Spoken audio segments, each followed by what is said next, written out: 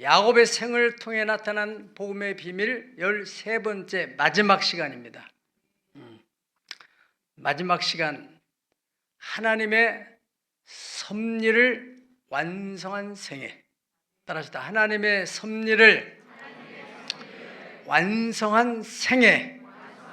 자, 옆 사람의 손을 잡고 당신도 기왕에 살 바에 하나님의 섭리를 완성하는 생애를 사시기를 예수님의 이름으로 축복합니다.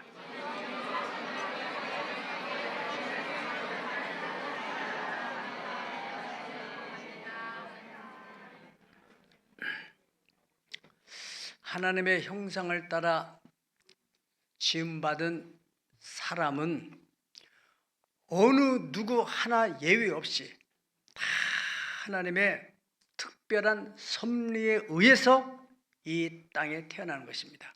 때문에 하나님께서는 그 하나님의 형상 따라서 이 땅에 한 사람 한 사람을 탄생시킬 때는 그 사람을 향해서 큰 기대를 가지고 있어요. 여러분들이 여러분의 자녀들을 낳고 여러분의 손주들을 낳을 때 그 아이들을 향해 기대를 가지고 있잖아요. 그래서 이름도 거기에 맞게끔 이름도 얼마나 신경 써서 이름을 짓습니까? 하나님은 말할 것도 없이 그런 기대. 그래서 하나님의 기도 속에서 이 땅에 태어난 인간이 한평생 사는데 어떤 사람은 정말로 삶을 진지하게 하나님의 섭리를 이루어 드려야 되겠다 그렇게 사는 사람이 있는가 하면은 그냥 되는 대로 세상 즐거움에 빠져서 살다가 아니 벌써 내가 나이가 이렇게 됐어. 그래서 한탄하고 요즘 죽으면 어떻게 하지? 죽음에 대한 두려움을 갖고 예수를 안 믿는 사람들은 당연하겠지만은 예수를 믿는 사람은 절대 그렇게 하면 안 되죠. 지금 세상이 살기가 너무 좋아져 가지고 사탄은 우리한테 죽음에 대한 생각을 하지 못하게 해요. 나는 절대로 안 죽을 것 같은 그런 착각을 일으켜요. 천만의 만만의 말씀이잖아요. 인류가 탄생한 이래 지금까지 수도 헤아릴 수 없는 사람이 죽었고 지금도 죽어가고 있고 앞으로도 계속해서 죽어갈 텐데 그 가운데 우리도 언젠가는 때가 되면은 가게 돼 있어요. 그것을 염두에 둬야 된다고요. 그런 것을 염두에 두고 사는 사람은 마지막의 인생에 아주 아름다운 임종, 하나님의 섭리를 완성한 생애를 살게 될 줄로 믿습니다. 저는 40년 동안 직업이 목회다 보니까 많은 임종의 시간을 보고 그때마다 늘 안타까운 마음이 들어요. 정말로 아름답게 정말 이 사람 멋있게 인생이 끝났다. 해피 엔딩으로 끝나는 분들을 그렇게 많이 보지 못했어요. 대부분의 사람이 그냥 살아가니까 죽음하고 나하고는 먼 얘기 같이 생각하다가 살다가 그걸 갑작스럽게 죽음을 맞게 된단 말이죠. 유종의미라는 말처럼 저는 동영상을 통해서 어느 날 이어령 박사, 문화부 장관 했던 그분이 마지막 임종을 이 동영상에다가 딱 올렸더라고요. 참 내가 이 의미가 있고 감동이 됐어요. 그분은 여러분들이 공부를 많이 한 사람들은 예수 믿기가 참 힘들어요. 너무나 아는 게 많아가지고 이분도 우리 한국의 대표적인 지성으로 알려진 분이잖아요. 저런 분이 예수 믿긴다는 게 쉽지 않은 일인데 그 딸 이민아라고 하는 따님이 계셨는데 그 따님이 이제 미국으로 가서 미국에서 사법고시를 해가지고 미국 LA의 검사 직을 마치고 그다음에는 또 변호사 일을 하다가 어떻게 복음을 받아들이고 인생이 이게 세상 일만 하다가 살 게 아니구나. 하나님의 일을 하는 것이 가장 복 있는 일이겠구나. 그래서 신학을 해가지고 목사가 되고 그리고 난 뒤에 그분이 자기 아버지를 전도했어요. 그렇게 세상적으로 잘 나가는 이화여대 교수까지 하셨잖아요. 예. 근데 이분에게 전도해가지고 이분이 복음을 받아들였어요. 이 책을 읽으신 분도 있을 줄 알지만은 지성에서 영성으로 하는 책 위에 그다음 많은 책들을 내셨어요. 이혜령 박사가. 근데 그 책을 읽어볼 것 같으면 이분은 확실하게 복음의 비밀을 깨달은 사람이구나. 구원받은 사람이구나. 이걸 알 수가 있어요. 대체로 공부를 많은 사람들은 내가 아는 게 뭐 다 알고 있는데 그래서 이 복음을 전한다면 뭔가 무식한 사람들이 보이지 않는 하나님을 믿는다고 보이지 않는 천국을 믿는다고 뭔가를 호명하는 소리를 알아들어요. 그리고 이분은 그렇게 많은 공부를 한 사람이 지성의 한계, 박해, 영성이 있구나, 영적 체가 있구나, 이걸 사람이 깨달았어요. 그래서 자기는 지성의 한계에서 영성의 문턱을 이제 넘어가고 있다, 그런 겸손한 표현을 그 책에다가 했어요. 그리고 이분이 오랫동안 사시면서 기독교 지성으로서의 그 많은 메시지도 내고 책도 내고 강연도 하시고, 그리고 노년에 암이 걸려가지고 투병을 하다가 세상을 뜨게 됐는데, 이분이 물론 이제 가족들끼리도 다 임종 예배도 드리면서 또 유언도 했겠죠. 그 정신이 동영상을 찍었어요. 하얀 모시 한복을 차려입으시고 다 동영상을 찍고 우리한테 안녕히 계세요. 그리고 가시더라고요. 나도 동영상을 저렇게 찍고 가야 되겠다는 생각이 들어요. 우리 어르신들도 한번 생각을 해보세요. 한번 그분 실제로 동영상을 보겠어요. 여기 좀 잠깐 꺼보세요. 오늘 저는 여러분들과 함께 한 세상을 살아왔고 한 시대를 지내온 사람으로서 마지막 여러분들과의 헤어지는 인사말을 하려고 하는 것입니다.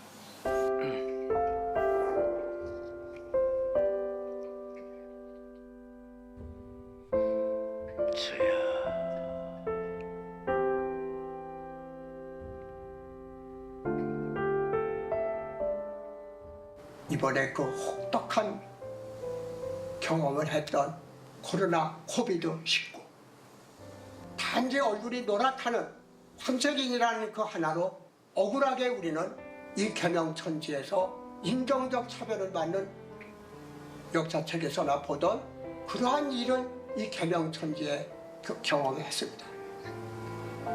가장 가까운 나의 친구, 가장 가깝게 사랑하는 사람들 옆에서 전화만 걸면 어느 저녁에 가고 싶은 곳에서 서로 이야기를 주고받던 그 일상의 사소한 행복들이 이렇게도 그립고 이렇게도 소중한가를 알고 동시에 디지털이 없었으면 배달 하나도 시켜 먹을 수 없는 절의 고도에서 살 뻔했다 하는 접속의 고마움을 동시에 느끼고, 그날 이것이 기회입니다. 이것이 저의 결론입니다. 내가 만든 말 가운데는 뒤에 어린아이들이 부를 수 있는 그러한 중요한 키워드가 되는, 낱말이 될 수 있는 그러한 유산을 남겨놓고 가기 때문에 여러분들이 잘 가라고 손을 흔들 때 나는 미소를 지으며 잘 있어, 청정신 너희들은 잘 있을 거야, 잘 있어 라고 떠날 수가 있다는 것입니다.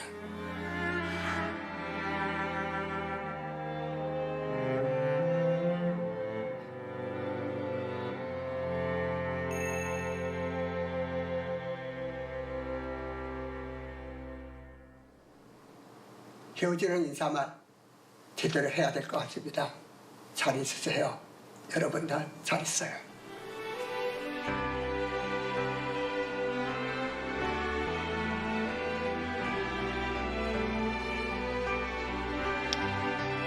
참 어르신, 나라의 어르신답게 저런 영상을 다 남기고, 만약에 대통령이 저렇게 하고 하면 얼마나 멋있겠어요. 그렇잖아요. 예. 우리는 그것까지는 못 생각하더라도 여러분 자녀들에게 하더라도 마지막 임종 예배를 할 수 있도록 기도하고, 기도하면 하나님 만들어 주세요. 어차피 가는 거예요. 예. 가는데 마지막 자녀들을 볼 때, 야, 우리 엄마 아빠 할아버지 할머니는 정말 천국 가는구나. 그것이 인상 깊게 남고, 애들이 이제 살아가는 데 있어서도 늘 염두에 살고, 나이가 들면은 그래, 나도 우리 엄마 아빠처럼, 우리 할아버지 할머니처럼 그렇게 살다 가야 되겠다. 큰 신앙의 유산이 될 것입니다. 인생을 이 땅에서 참으로 힘겹게, 우리가 볼 때는 힘겹지만은 예수님 자신을 볼 때는 의미 있게 사시다가 십자가에서 아주 모든 고통을 당하면서 세상을 떠나신 예수님, 하늘의 영광된 보좌에서 사시던 분이 이 땅에 천박한 세상에 와가지고 말도 안 통하고 대화도 안 통하고 알아듣지도 못하고 그 사람들을 깨우려고 설득하려고 그렇게 하면서 하루하루 사시다가 3년 반의 생애를 마치고 십자가에서 세상을 떠나실 때 예수님이 하신 마지막 말씀, 내가 다 이루었다. 하나님께서 내게 주신 미션, 그 사명을 다 완수했다. 인간들이 지은 죄를 내가 다 짊어지고 저주를 내가 담당했다. 이제 나를 믿기만 하면 모든 사람이 생명을 얻을 수 있는 생명의 문을 다 열어놓으신 예수님의 마지막 말씀 따라합시다. 내가 다 이루었다. 그 예수님의 마지막 생의 모습을 오버랩되는, 그 모습을 오버랩되는 사건이 바로 이 야곱의 죽음이에요. 야곱의 죽음을 같으면은 꼭 예수님의 십자가 사건을 생각하게 된단 말이죠. 예. 성경의 66권 중에서 첫 번째 나오는 성경이 창세기. 창세기는 문자적으로 말하면은 세상을 창조하는 얘기란 말이죠. 예. 세상이 하나님이 창조하시기 전에는 아무것도 없었던 거예요.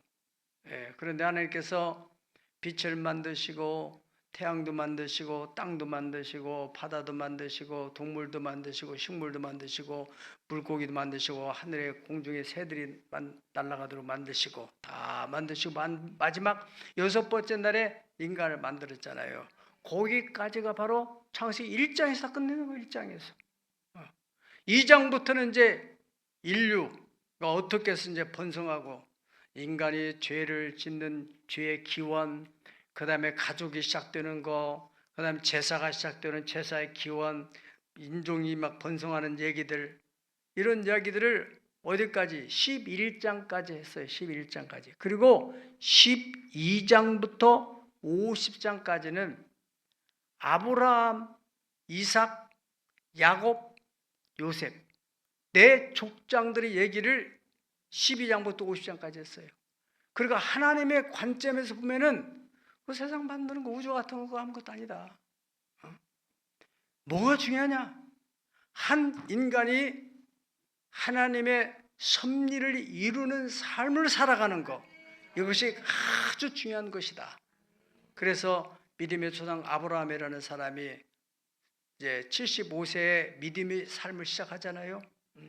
그러고 나서 그 태에서 이삭이라는 사람이 나왔어요. 하나님이 아브라함에게 콜링하실 때 말씀은 내가 너로 큰 민족을 이루고 네 이름을 창대케 하려 너는 복이 될지라, 그렇게 말씀했는데 언제 큰 민족을 이루겠어요? 하나님의 시작은 미약하지만은 나중은 심히 창대케 됩니다. 우리는 그걸 염두에 두고 처음에 믿음으로 시작하는 것에 대해서 사람들이 비난하더라도 흔들리면 안 돼요. 베들레헴에서 어린아이로 시작한 그 복음의 시작이 지금은 전 세계에 다 퍼져버렸잖아요. 그와 같이 이삭, 그 다음에 야곱 때에 와서 12명의 자녀가 낳고 거기서 66명 또 그 애굽에까지 요셉이 살고 있던 그 식구들까지 다 포함하게 되면은 70명의 가족이 애굽에서 살게 돼요. 그리고 40년, 400년 또 430년이라는 분도 있는데 그 세월이 흘러고 난 후에 그야말로 아브라함의 그 후손이 약 300만 명이 돼가지고 출애굽을 하는 거예요. 그게 출애굽기에 나오잖아요. 예. 그것은 하나님의 섭리라는 것이죠. 그러한 하나님의 섭리를 이루는 데서 가장 중요한 역할을 한 사람이 바로 야곱이에요. 예. 그래서 야곱의 생을 통해 나타난 복음의 비밀에 대해서 우리가 13번째 지금 말씀을 나누고 있는 것입니다. 그 아브라함도 훌륭하고 이삭도 훌륭하고 요셉도 훌륭하지만은 하나님의 관점에 볼 때는 이 야곱이라는 사람이 대단하다. 제가 성경을 깊이 연구해 보니까 야곱이라는 사람이 언제 출현하느냐면은 창세기 25장에 출현하게 돼요. 25장에 야곱이 그 어머니 리브가의 뱃속에서 그 형 에서와 함께 쌍둥이가 서로 막 먼저 나오려고 막 싸움박질하다가 형이 먼저 쑥 나오게 돼요. 그러고 나서 이제 팥죽을 가지고 형의 장자권을 받고 또 장자권 받은 것으로 끝나지 않고 아버지의 장자권의 축복을 받고 그것 때문에 형이 이제 분노해가지고 막 야곱을 죽이려고 하니까 그 부모 입장에서는 이제 삼촌 라반의 집으로 밧단 아람으로 이제 피신시키잖아요. 예, 우리 지난번까지. 그런데 거기서 가족을 이루게 되는 그런 파란만장한 삶을 살았던 야곱이 130년 동안은 한 가장으로서의 삶을 살았어요.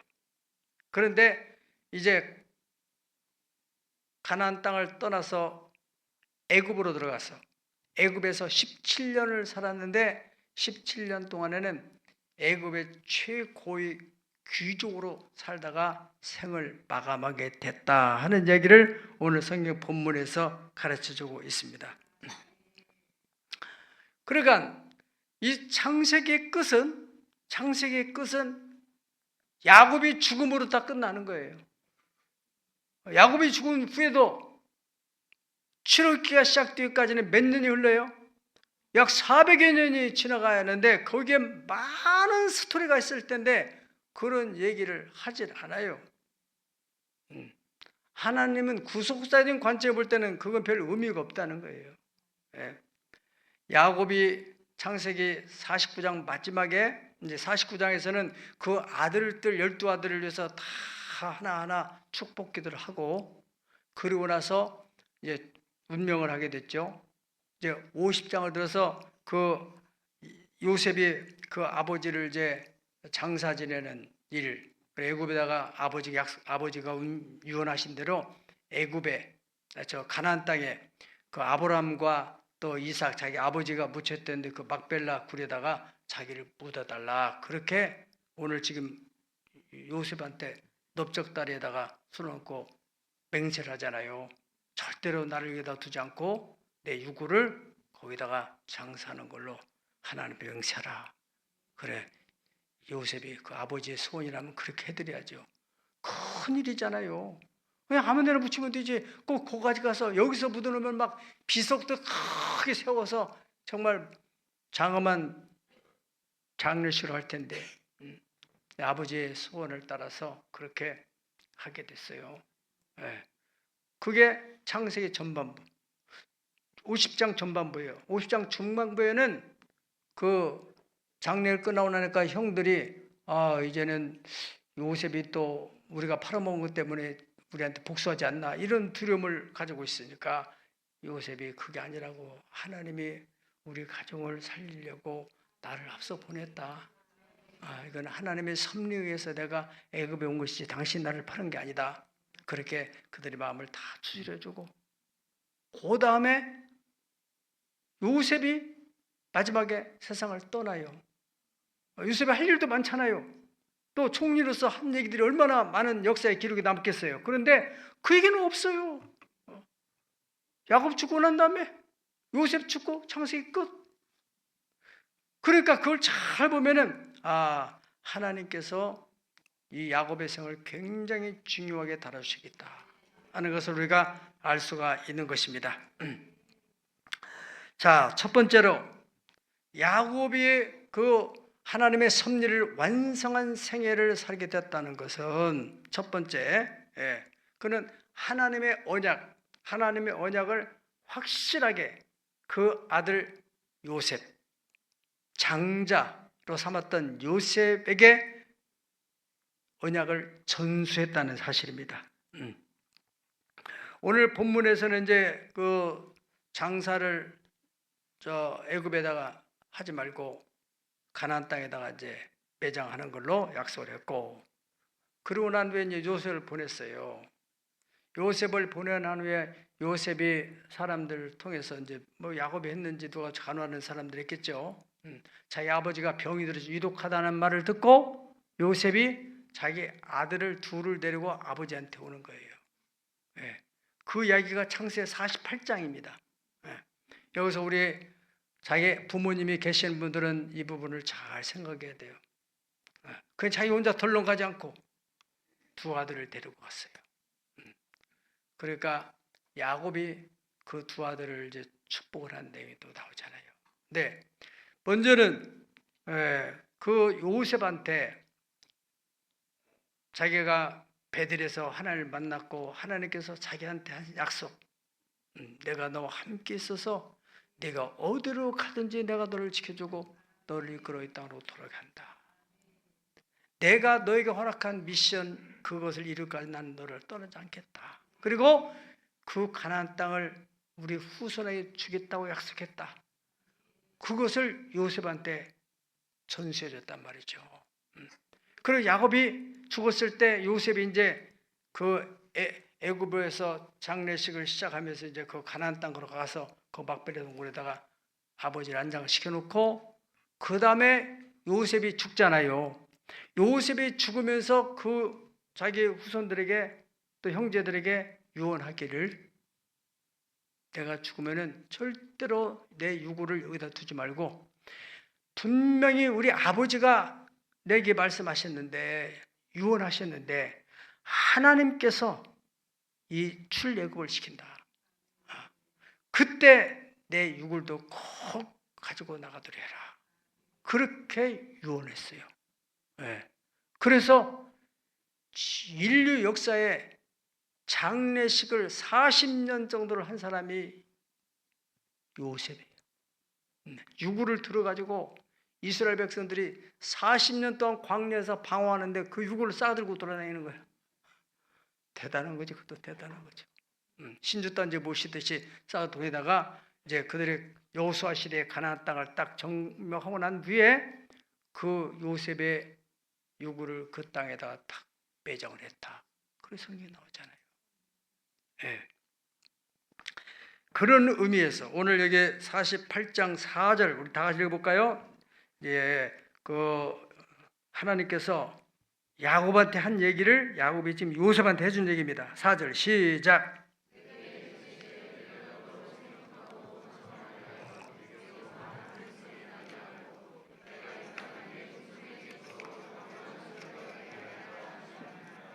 아멘. 이런저런 얘기, 그리고 요셉의 친모 라헬이 이게 그 세겜에서 돌아오는 중에서 세상을 떠나서 지금 어디다가 매장을 해놨다, 이런저런 진지한 얘기를 그 요셉하고 나누고, 그게 이제 48장 전반절에서 하고 난 뒤에 두 번째로는 이제 그 손주에까지 요셉에게 장자권의 축복을 주며, 장자에게는 두 배의 복을 받잖아요. 두 개의 복을, 두 배의 복을 받는 것이 그 당시에 문화의 전통인데, 그 요셉의 아들 므낫세 에브라임을 그 자기의 큰아버지들의 반열에다 딱 올리는 거예요. 그래서 루벤, 시몬, 레위, 유다, 이사갈, 스불론, 납달리, 그리고 에브라임, 므낫세, 요셉의 아들이 거기 들어가는 거, 지파로. 그것을 야곱이 교통 정리를 해놨단 말이죠. 48장에서. 그래서 요셉이 이제 그 아들 둘을 데리고 와서 아버지 병문안 할 때 이제 아버지가 이런 얘기 저리 쭉 하고 나서 이제 그 아들들 데리고 와라. 그래서 그 아들 므낫세는 장남이니까 야곱의 오른쪽 손을 얹을 수 있도록 거기다 놓고, 찾아 에브라임은 왼쪽 손을 얹을 수 있는 자리에다 이렇게 딱 양쪽에 놨어요. 그리고 요셉이 이 야곱이 축복이 되는데 손을 이렇게 어긋맞해 가지고 축복이 되는 말이죠. 그러니까 요셉이 아버지 이게 아니에요. 이놈이 큰 놈이에요. 그러니까 나도 안다. 이 부분에 대해서 여러분, 그 야곱의 아버지 이삭은 눈이 어두워가지고 장남한테 안수한다는 것을 차남한테 했잖아요. 그런데 이 야곱은 나이 들었으니까 아무래도 눈이 좀 어두워졌겠지, 또 몸도 약해지고 하니까. 그런데도 영안이 열려 있다는 거예요. 영안. 영성이 소외지 않았다는 거예요. 이게 중요한 겁니다. 우리가 믿음으로 살아가는데 마지막 그냥 정신이 오락가락해가지고 도대체가 막 이게인지 저건지 모르고 그냥 혼미한 상태에서 세상을 떠나는 사람이 얼마나 많아요. 나는 우리 세역사 장조가 여러분들이 영성을 잘 관리해서 사도 바울이 말한 대로 겉사람은 부패지만은 내 속사람은 날로 새로 간다. 아멘. 그렇게 고백했던 것처럼 야곱은 앞으로 미래에 하나님의 섭리를 딱 내다보면서 이 에브라임이 앞으로 므낫세 장남보다 더 큰 일을 하게 될 것이라고 내다보고 장자권의 축복을 이 에브라임에게 했다는 사실입니다.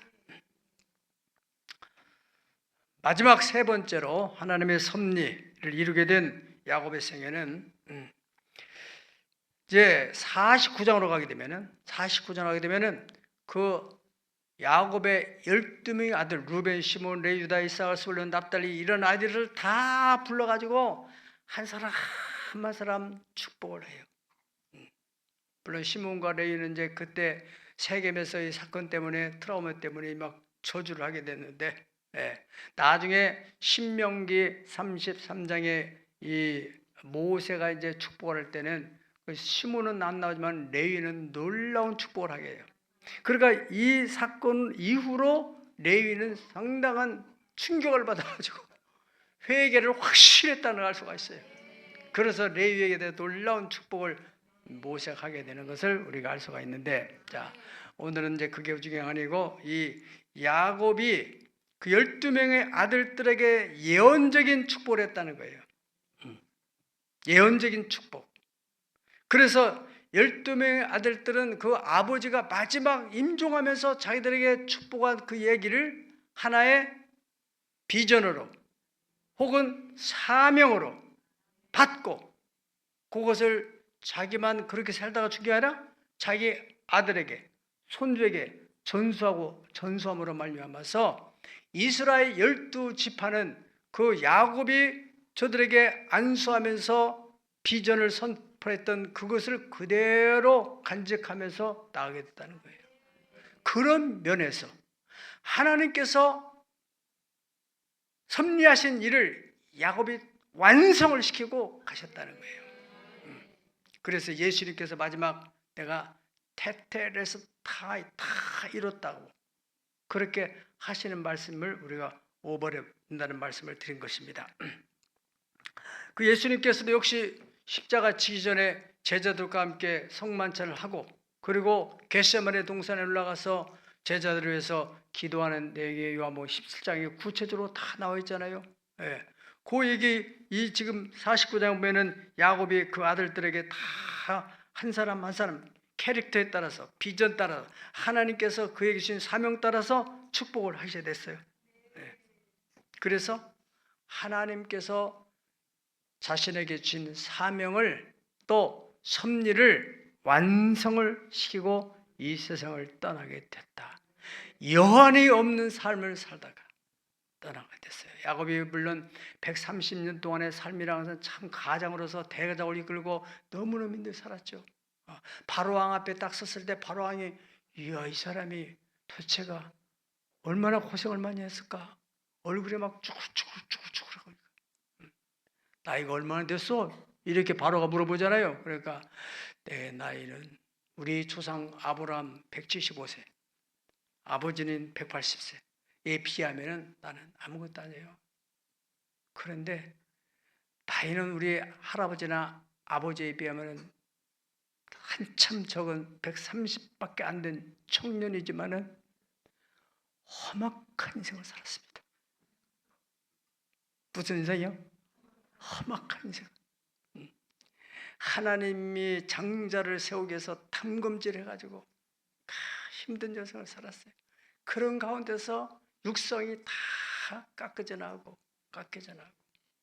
영성이 강화되고 더 예민해지고 노년은 영적으로 그것이 마치 더 나아가서는 애굽에서 이제 17년 동안을 귀족으로 편안하게 살다가 하는 그 모습이, 여러분이 그것을 우리가 믿음으로 바라보면서 하나님이 이렇게 살기로 하시는구나.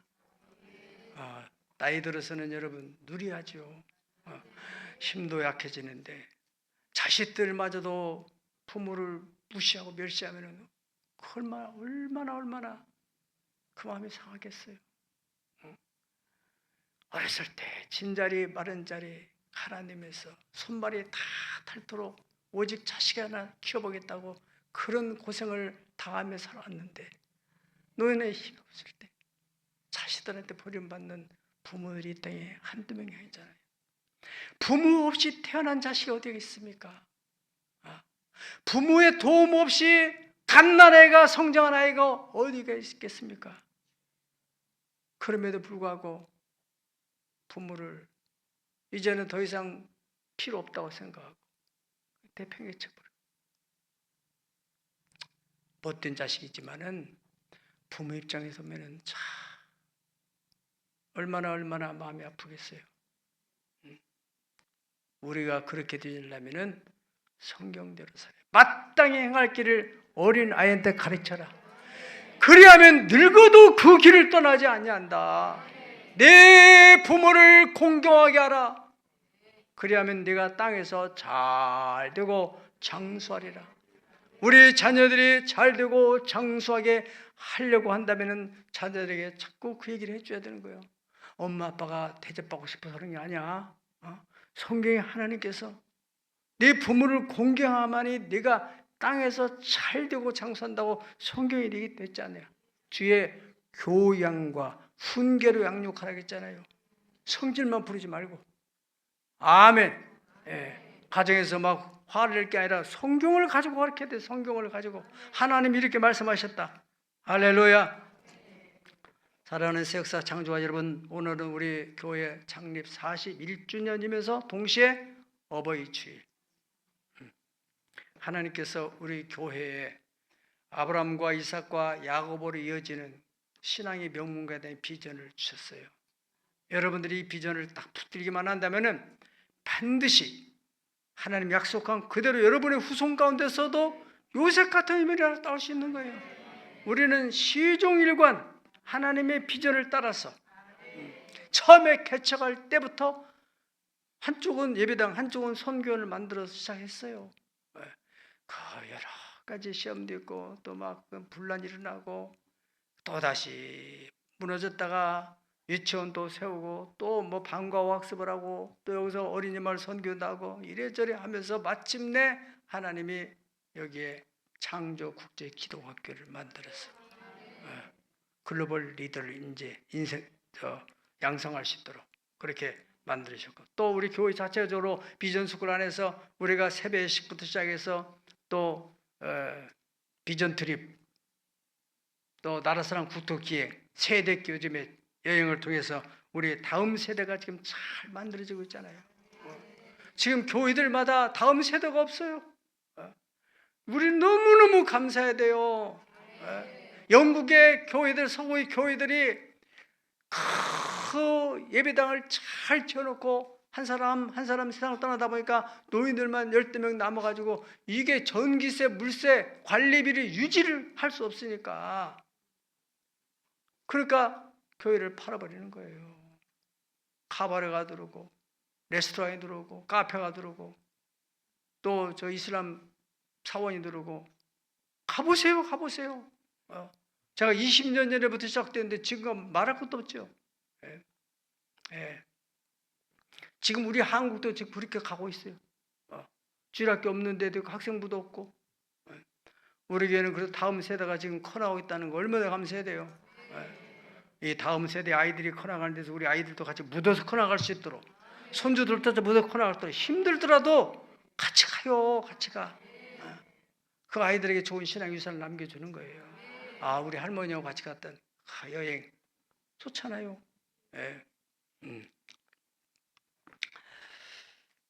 하나님께서 우리 교회에 그런 은혜를 주셨고, 또 창리 20주년 기념으로 또 자연사 박물관, 한국교회 정말로 신앙을 창조교육을 시킬 수 있는 중요한 그러한 교육적인 또 현장을 만들어 주신 것에 대해서 감사하고, 그 박물관을 통해서 백두 예루살렘 예수님의 선교 비전을 실현할 수 있는 그러한 몽골의 시바 선교 센터를 세우고 지금도 이렇게 역사를 만들어 가고 있고, 큰 하나님의 삶이, 여러분들이 아무리 교회가 많이 모인다 할지라도 하나님은 관계없이 자기들끼리만 모여서 재밌게 있으면 또 끝나는 거예요. 우리는 예수님이 지상 명령, 너희는 모든 족속으로 제자를 삼고 아버지 아들과 성령의 이름으로 세례를 주고 내가 너에게 분부한 모든 것을 가르쳐 지키게 하라.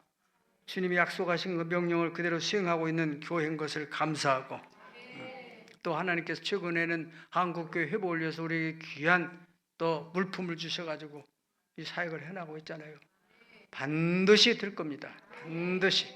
여러분들이 관망하고 있는 사람 후회하지 마시고 같이 협력해서 이렇게 이룰 거리가 있다는 게 얼마나 감사한 일이에요.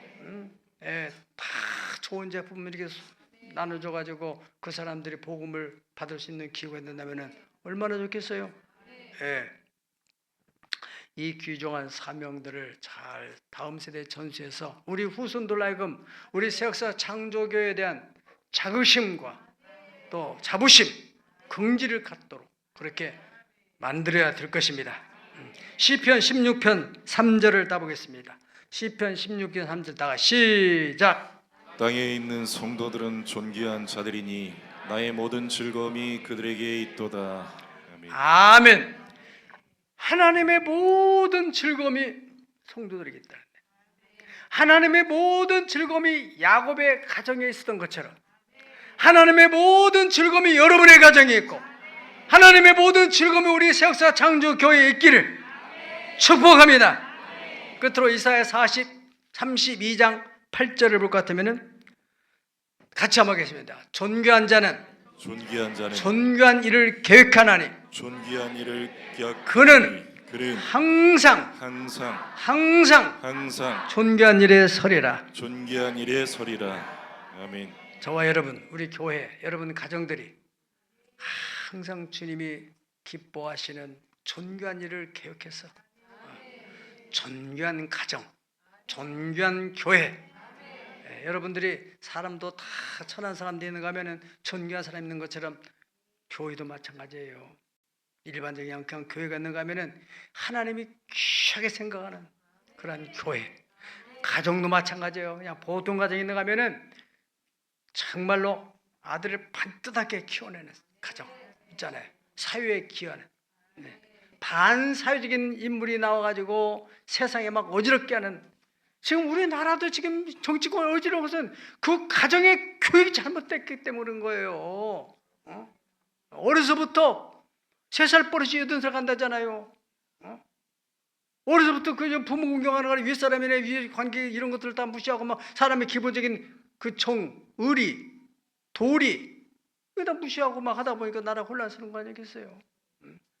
우리 자녀들 어려서부터 마땅히 행할 길, 인간으로서 해야 도리, 윗사람을 알아보고 공경하고 인간과 관계에 있어서 서로 신뢰하고 신의를 지키고. 아멘. 어려서부터 그런 가정, 그 존귀한 가정이야. 다른 말로 표현하면 신앙의 명문가요. 야곱처럼 하나님의 섭리를 완성시키는 그러한 가정, 그러한 교회가 될 수 있기를 예수님의 이름으로 축원합니다. 다 같이 두 손을 들고